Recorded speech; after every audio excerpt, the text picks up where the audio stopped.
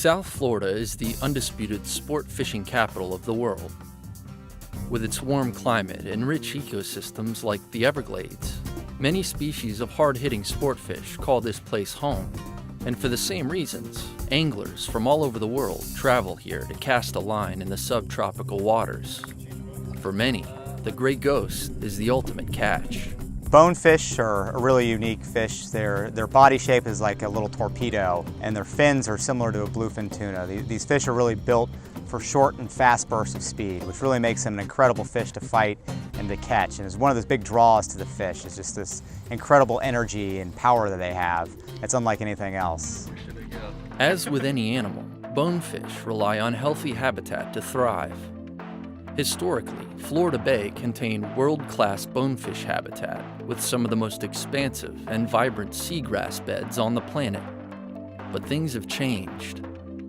So bonefishing in the park has changed dramatically over 15 years, but the most obvious change is their range. And the range is directly proportionate to the amount of grass and habitat that's available. And as we continue to lose seagrass, which is the habitat that they seek, because they forage on small crabs, small shrimp, eels, and little worms, and those species need to have grass. In the late 1980s, Florida Bay was rocked by a massive seagrass die-off. This event was triggered by a drought and hypersaline conditions, the effects of restricted water input from the Everglades. In a nutshell, Florida Bay, in its natural condition, should be a brackish estuary that is nourished by freshwater sheet flow from the Everglades. But over 100 years ago, the process of draining the glades began through a vast network of canals. Today, the so-called river of grass is a shadow of what it used to be, and estuaries that rely on its waters suffer. Not surprisingly, as the habitat goes, so do the fish. For bonefish populations to be thriving, there has to be a lot of elements to the ecosystem also need to be thriving too. They need good water quality so they can have the appropriate air to breathe. They also need the right amount of food and the right amount of shelter from predators. And if any of those things get disrupted, then the bonefish populations will go down. Bonefish in South Florida have been in a decline, and as far as we can tell, the decline dates back to 1980. In particular, we see that the numbers of bonefish are much lower post-1999 and late 1990s. The seagrass die-off of the late 80s was catastrophic, but just as it seemed that the bay was on the road to recovery. So in 2015, we had the perfect storm. The perfect storm in the sense that we had predominantly south winds all summer long. We had no rain. And without the rain and the natural sheet flow from Lake Okeechobee that we would normally get this side of the Everglades, we had an influx of salt water in the park. In 2015, we lost between 40 and 50,000 acres of grass in Florida Bay.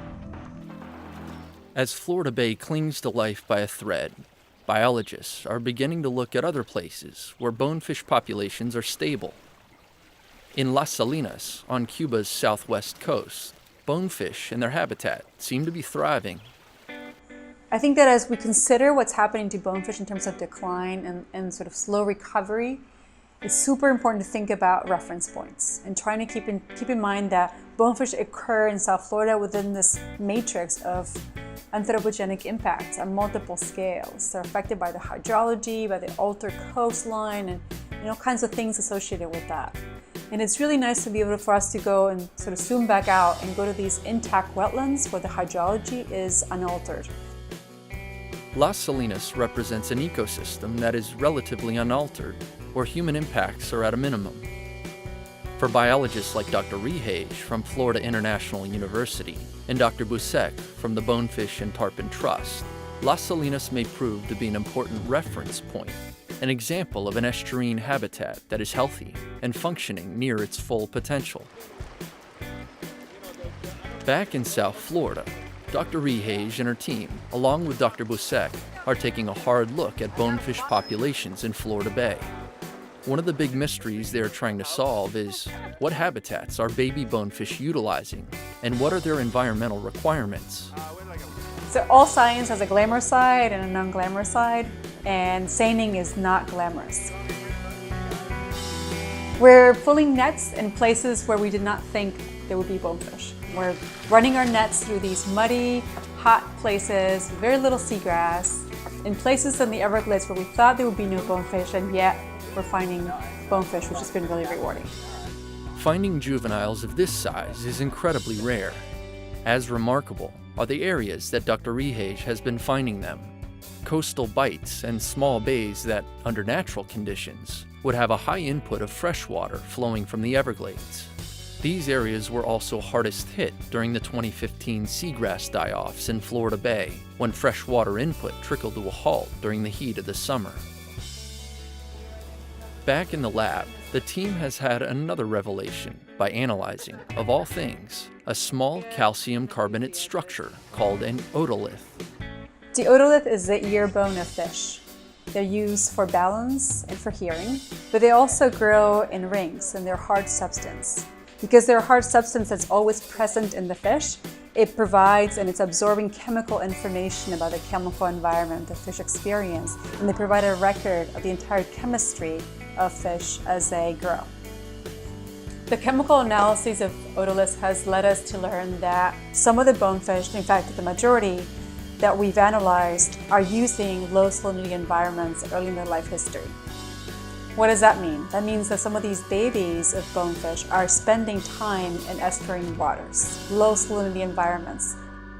This finding has potential implications for the importance of Everglades restoration. In other words, restoring freshwater flow to the estuaries of Florida Bay might be the right formula for a healthy bonefish nursery. For the past few years, this is exactly what Flats guide Benny Blanco has been fighting for. For me, a perfect day in Florida Bay is when we have a light northeast wind combined with some type of outgoing tide on the west side of the bay, because it lends itself to cleaner water situation. And everyone comes here to sight fish. No one comes here to blind cast in the mud. I've fully connected to Florida Bay in the sense that when I was a kid, I found myself here. It's where I come when I need to reconnect. It's where I come when I need to get away from the planet. And I've been fishing in Florida Bay for 30 years. And the last 10 full years, I've been full-time, 280 to 300 days a year. And so the health of the bay is critical to me personally, emotionally, but it's also critical to my business and livelihood and how I feed my family. There's a great part of me that understands that if we're ever going to have an existence on this planet as a race, we have to leave places like this better than when we found them.